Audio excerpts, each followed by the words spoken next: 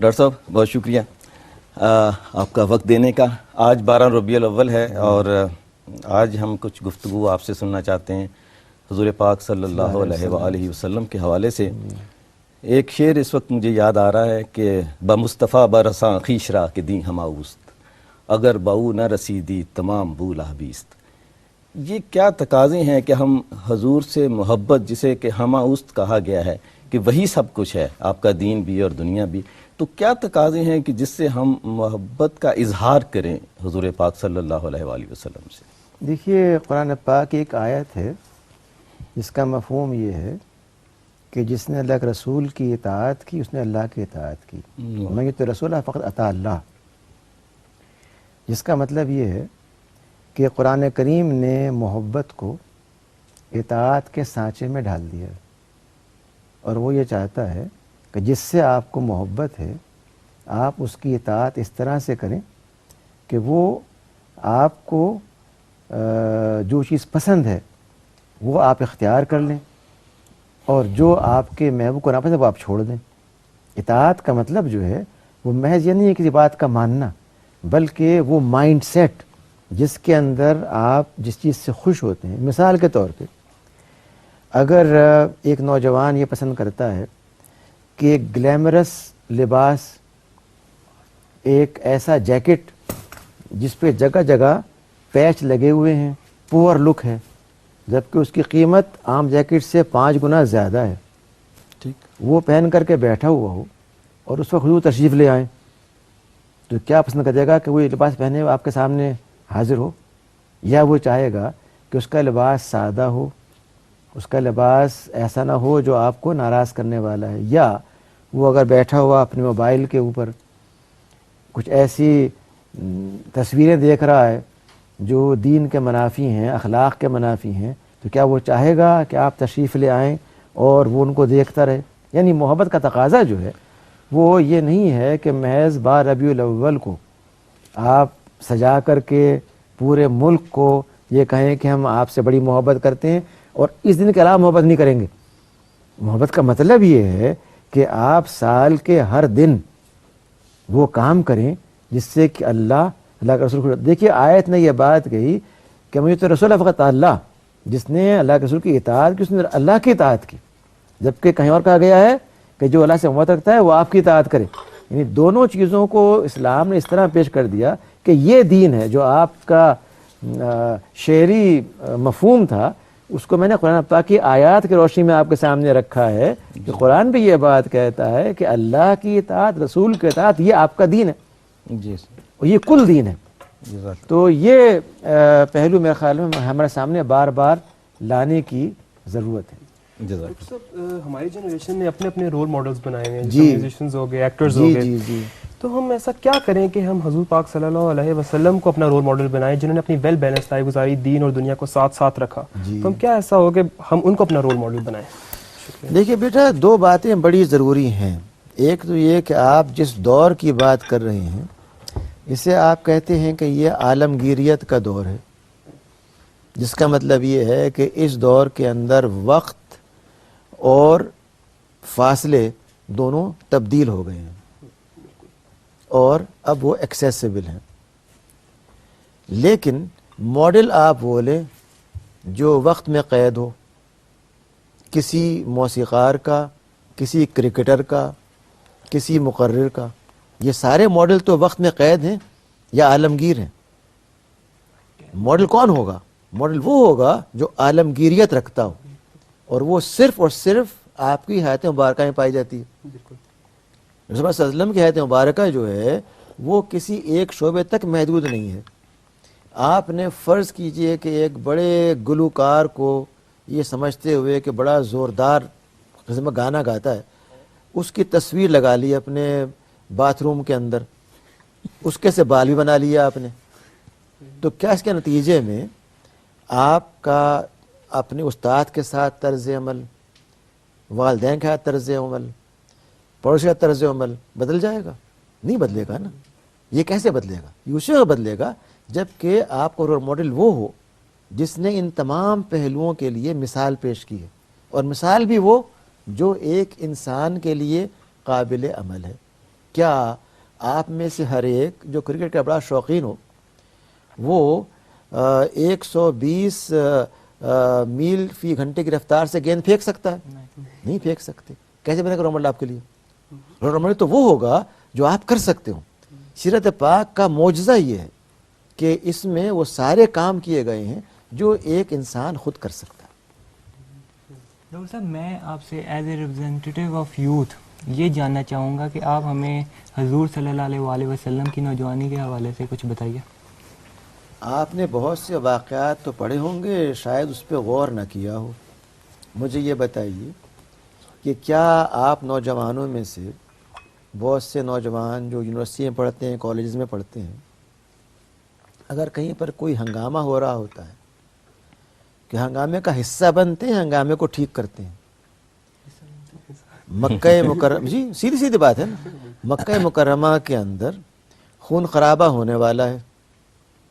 قبائل اس بات پہ جھگڑا کر رہے ہیں کہ یہ جو سیلاب آنے کے بعد خانہ کعبہ کی عمارت تباہ ہو گئی تھی، حجر اسود کون رکھے گا؟ خون ابلنے کو ہیں، خون بہنے کو ہیں. اس موقع کے اوپر کون نوجوان آ کر کے مسئلے کا حل کرتا ہے؟ ابھی آپ نبی نہیں بنائے گئے ہیں، لیکن نوجوانی کے اندر آپ اس کو کرتے ہیں. پھر مکے کے اندر تجارت کا مرکز تھا، لوگ دور دور سے آتے اور قریش اکثر ان کے سامان کو جھپٹ لیتے ہیں.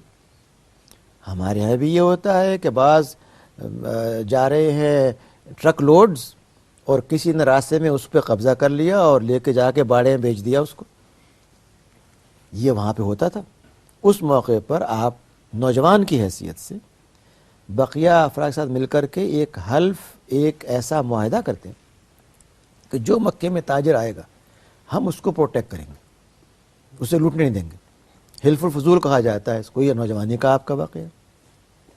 اور آپ یہ بات فرماتے ہیں بعد میں بھی کہ اگر کوئی آج بھی مجھے اس معاہدے کے حوالے سے پکارے گا تو میں جاؤں گا اس کی امداد کے لیے، اور اس معاہدے پہ میں کوئی ڈیل نہیں کروں گا صرف اونٹوں کے بدلے میں بھی. یعنی آپ اس حد تک کنونس تھے اس رول کے لیے. اس میں دو پہلو ہیں. ایک تو یہ کہ ایز اے یوتھ آپ پرو ایکٹیو ہیں. نمبر دو، ایز یوتھ آپ وہی کام کر رہے ہیں جو آپ کو بحیثیت نبی اور رسول کے آخر کار کرنا تھا. آپ کو لوگوں کو جوڑنا تھا، اصلاح کرنی تھی، مظلوموں کی امداد کرنی تھی، خون خرابے سے بچانا تھا. یہ سارے وہ کام تھے جو آپ نوجوانی میں، آپ جب جاتے ہیں سیدہ خدیجہ کے تجارتی سامان کو لے کے نوجوان ہیں، اس نوجوانی کے دوران آپ جو تجارتی سفر کرتے ہیں اس کے اندر آپ کوشش کرتے ہیں کہ پروفٹ کو میکسیمائز کریں، لیکن بغیر کسی غلط بیانی کے، بغیر دھوکہ دہی کے. یہ وہ ماڈل ہے یوتھ کا جو آپ کے سامنے عملاً موجود ہے. یہ کوئی میتھولوجی نہیں ہے کہ آپ نے کوئی قصے کہانیاں پڑھ لیں. یہ فیکٹس ہیں، گراؤنڈ ریئلٹی ہے، ٹینجیبل ریئلٹی ہے. اور جب تک اس کو ہم سمجھتے ہوئے اس کو اپلائیڈ زاویے سے نہیں دیکھیں گے اس وقت تک ہمارے معاشرے کی اصلاح نہیں ہو سکتی. سر میرا آپ سے کوشچن ہے کہ حضور پاک صلی اللہ علیہ وسلم اپنی ازواج مطہرات، والدہ محترمہ اور دوسری خواتین سے کیسے معاملہ رکھا کرتے تھے، اس پہ تھوڑی روشنی فرما دیجیے. آپ کو معلوم ہے کہ آپ کی والدہ کا وصال آپ کے بچپن ہی میں ہو گیا، اس لیے یہ موقع نہیں آیا کہ آپ نبوت کے بعد ان کی خدمت کر سکتے. لیکن جو چیز آپ میں سے ہر ایک سنت کی پیروی کرتے ہوئے کرتا ہے وہ یہ ہے کہ جب بھی آپ نماز پڑھتے ہیں تشہد کے بعد آپ لوگ ایک دعا کرتے ہیں. اس دعا میں آپ یہ کہتے ہیں کہ رب کریم، میں نہ صرف اپنے حوالے سے، نہ صرف اللہ کے رسول کے حوالے سے، بلکہ اپنے والدین کے حوالے سے آپ سے مغفرت طلب کرتا ہوں. گویا کہ ہر اولاد آپ کے اس عمل کی بنا پر ایک نیک کام کے اندر شامل ہو گئی قیامت تک کے لیے. آپ کو موقع نہیں ملا ہے کہ والدہ کی خدمت کر سکیں، لیکن آپ کی وہ ماں جسے آپ دائی حلیمہ کہتے ہیں، جنہوں نے آپ کو دودھ پلایا، جب کبھی وہ تشریف لاتی ہیں تو آپ ماں ماں کہتے ہوئے کھڑے ہو جاتے ہیں. سبحان اللہ. نہ صرف یہ بلکہ آپ کی دور شریک بہن اگر آتی ہے تو اس کے لیے آپ چادر بچھا دیتے ہیں اپنی.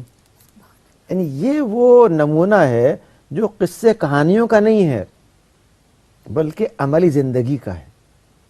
مجھے بتائیے کہ آپ نے ماشاءاللہ جس گھر میں تربیت پائی ہے، جب آپ 4 سال کی ہوا کرتی تھیں، 3 سال کی ہوا کرتی تھیں، اور آپ کے بھائی نے کبھی آپ کو دھکا دے کے گرا دیا یا آپ کے ہاتھ سے سیب چھین کر کھا لیا یا چائے پیتے ہوئے آپ پہ چائے گرا دی، تو کیا آپ کے والدین نے اس کو سزا دے کر کے یہ بات سکھائی کہ تم یہ کام غلط کر رہے ہو؟ جب آپ نے یہ نہیں کیا تو پھر وہی شخص اپنی بیوی کے ساتھ یہ سب کچھ کرے گا.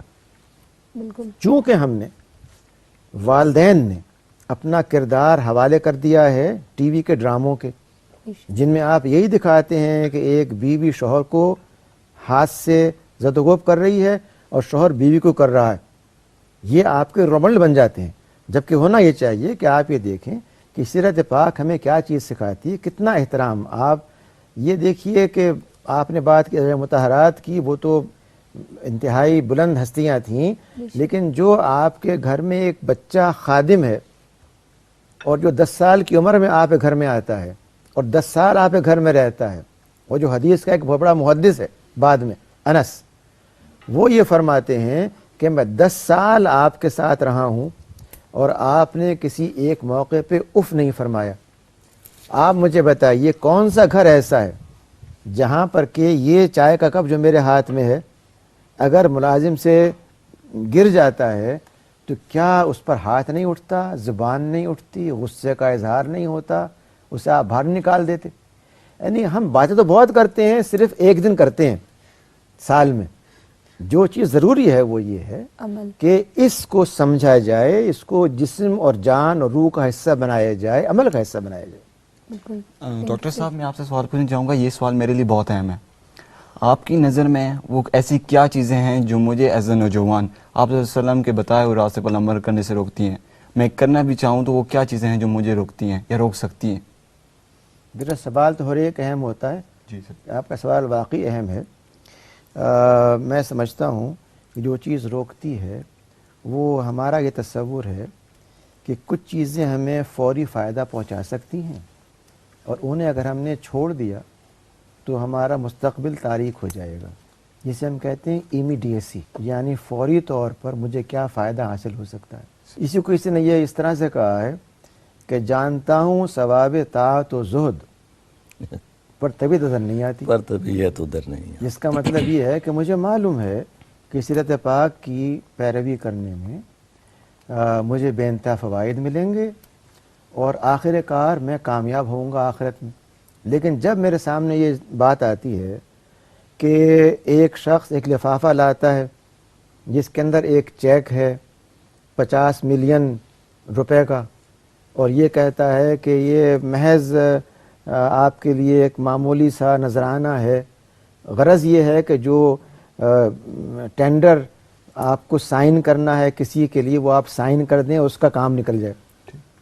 اس وقت آپ کا امتحان ہے کہ یہ جو فوری فائدہ آپ کو پہنچ رہا ہے یہ 50 ملین آپ کے لیے قیمتی ہیں یا اللہ کے اللہ کے رسول کی اطاعت زیادہ اہم ہے. جب آپ یہ فیصلہ کرنا سیکھ لیں گے تو پھر نہ آپ کے سیاست کار نہ آپ کے پارلیمنٹیرین جاری سند لے کر کے پہنچ سکیں گے. پھر وہ جو ڈگریاں نقلی ہیں وہ نہیں ایشو ہوں گی کسی کو، نہ اس کو لے کے کوئی جائے گا. لیکن یہ فیصلہ آپ کو کرنا ہوگا، نوجوانوں کو، کوئی اور نہیں کرے گا. یہ آپ بھول جائیے کہ آپ کے والدین یہ فیصلے کر دیں گے. Our age is gone, it's your age now. You have to stand and take a decision on that. Doctor صاحب میرا سوال یہ ہے کہ عموماً جیسے کہ آج ایک ایونٹ ہے 12 ربیع الاول کا، جی، اور اسی طرح شب برات وغیرہ ہوتے ہیں، اسی طرح اور بھی ایونٹس ہوتے ہیں، تو لوگوں نے مختلف رسومات بنا لی ہیں، یہ میٹھا بانٹنا ہے اور یہ کرنا ہے وہ کرنا ہے، اور لوگ نہ کریں تو لوگ پریشان ہو جاتے ہیں. تو کیا ایسا کچھ بیان کیا گیا ہے یا لوگوں نے اپنی طرف سے یہ باتیں بنا لی ہیں؟ دیکھیے بیٹا، آپ کو میں اصول بتا سکتا ہوں. اصول یہ ہے کہ جب آپ کا وصال ہوتا ہے تو کیا صحابہ کرام نے وہ سارے کام کیے تھے جو ہم کرتے ہیں؟ کیا صحابہ کرام ایک پھلوں کا ٹوکرا لے کر کے آئے تھے؟ کیا انہوں نے زردہ پکوا کر کے، شیرمال بنوا کر کے، قورمہ بنوا کر کے، 500 مرغیوں کو ذبح کروا کر کے تقسیم کیا تھا؟ اگر صحابہ کرام نے یہ کیا تھا، ہمیں لازماً کرنا چاہیے. میں اصول بتا رہا ہوں آپ کو.